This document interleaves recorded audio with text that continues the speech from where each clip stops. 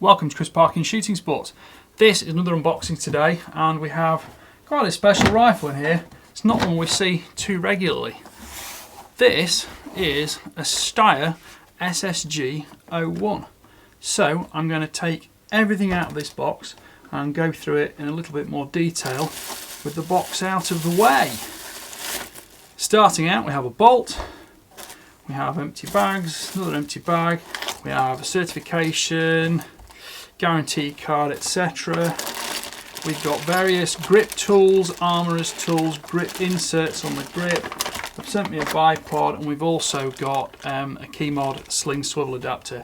So 1 second, I'll just put these out of the way and get the rifle out, which is the main piece of interest. So, Steyr made in Austria. Let's start at the front. We have one of their, well, we've got a muzzle brake with a screw off thread protector there, and because this is a military sort of style rifle, that will screw off, and there'll be a specific moderator or suppressor that will fit over the whole unit, so you're not actually removing anything other than that thread protector. The barrel shows their very characteristic barley twist of the hammer forging process. Key slot fore end is octagonal in shape. We've got a full length 30 MOA Picatinny rail on here. There's a strange, quite an unusual gap there, which is obviously something to do with the barrel change system, I think, for which a wrench is supplied. Now, on the underside here, that's an adapter there for the Harris bipod they've sent with it, and we've got Picatinny rail there that's gone into the key slot. This key slot system is super easy to use. And there's more Picatinny rail there, so you can maybe use that for a tripod system, etc. While we're in the location, let's have a look at the magazine. The magazine is a large unit. It's a twin staggered column. That is 308 size. It's actually marked up 308, 260 Creedmoor. So it'll take 10 rounds of each of those, and there are little holes on the side to also denote how much is in it. Again, we can see this slightly asymmetric shape, which is similar to what we see on the AI, and the release catch is at the back there. Flipping it over, the Action has a dust cover, which might pop open by hand. It does, but it will pop open when the bolt operates. We'll get that in a minute. Trigger systems on the inside here. We've got a familiar Steyr safety catch system, which has got the rolling thumb wheel on the top here. But unusually, this also has a side lever, which is operable from either side to do exactly the same thing. Red for fire, white for bolt operable but safe, and then 2 whites is bolts locked and completely safe. Grip on the underside looks like an additional AR-15 compatible component. There are some additional inserts in the case, so you can maybe bulk this out a little bit if you want a bit more reach to trigger, or you've got bigger hands, smaller hands. This looks like a pouch on the bottom which will pop open. You can probably store a pull through or something in there if you need something for emergency barrel cleaning. Moving to the stock, we've got an adjustable cheek piece. These, you need to loosen them quite a bit, and then if you push them in, they're actually sprung. So when it comes to adjusting, you can just go like that. Then when it's in the position you want, you just spin that, and that locks down. The length of pull on the recoil pad is similar, so you can set that where you want.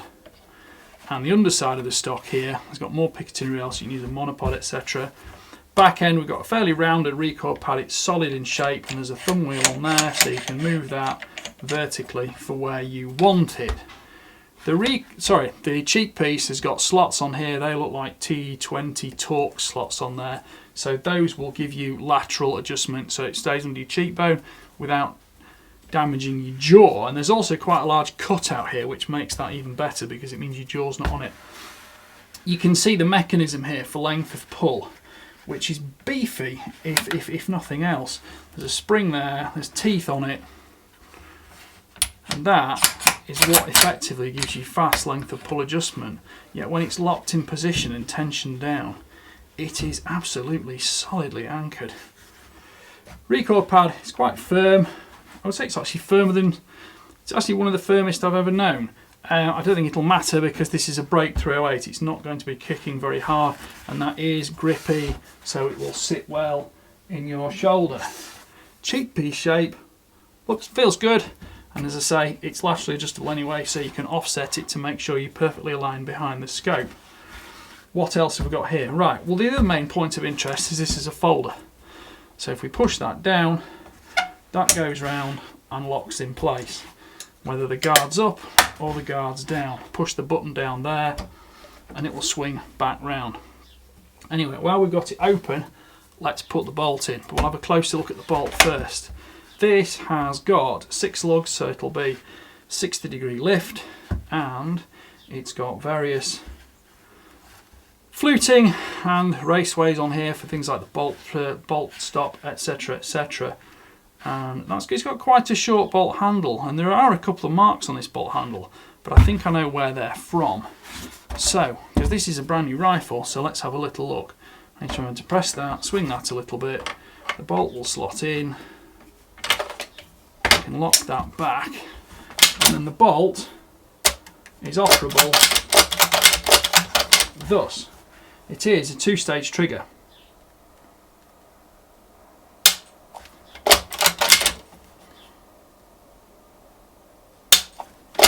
It's got a little bit of movement on it, but it does appear there are adjustment screws in there. The blade itself can be altered in position. There are adjustment screws, but it looks like they've been thread locked in, so perhaps not advised to be adjusted by anybody other than an armourer. Close the bolt, close the dust cover, and that springs open automatically. And as I say, you can use the safety catch either on the side or on the top. So if I go into the double white there, that locks the bolt. One white blob, operation, but safe, and then red is fire. And then with the butt folded, that locks in position. It doesn't appear to be that actually that's left those small marks on the bolt handle, but I wouldn't worry too much about that, because this is the kind of rifle it's designed to be. It's designed to withstand manual handling in aggressive environments. The finish throughout appears to be Cerakote. It's sort of flat dark earth colour. It is, let's face it, this is a military rifle. And I have to keep remembering, I've just been using an AI, you see, so I have to keep remembering to unlock the latch there to unfold it. So I've got a bipod for this. I'll be doing some reviews on this, probably versus an AI rifle, which will be an interesting sort of head-to-head look at them, and we shall see how we get on with it. They're both 308s, they're both kind of designed for the same purpose in life, and both available to the civilian market too. So thank you to Sportsman Gun Centre for sending me both rifles, and please like, subscribe, comment, don't forget to click the notification bell so you can see the regular uploads, and thank you for watching. Bye for now.